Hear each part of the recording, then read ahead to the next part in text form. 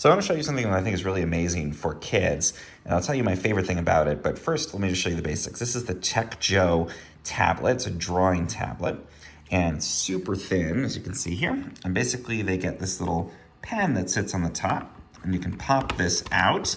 It's nice and secure, which is good, and then they can draw whatever they want on here, and you can see as they draw with this pen, it's not actual ink. It's basically just creating this design on the tablet, and it's rainbow colored. So as you draw around, it's, nice and colorful, and kids love that. And they can do this in the car, they can do it on the plane, anywhere you don't want to have an actual, marker, because this doesn't leave any ink on stuff. It only draws on the tablet itself.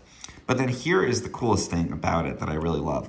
When they're done and they want to clear this and start again, all they have to do is press this button and watch what happens. It all goes away and they're back to square one. They can erase and they can start over again. So it's super fun for them because it's like, you don't have to waste paper. They can just have this tablet and draw as much as they want, show you the design.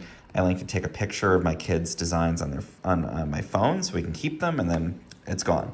So it's very eco-friendly. Again, it's great for travel where you don't want to take along those pens or anything.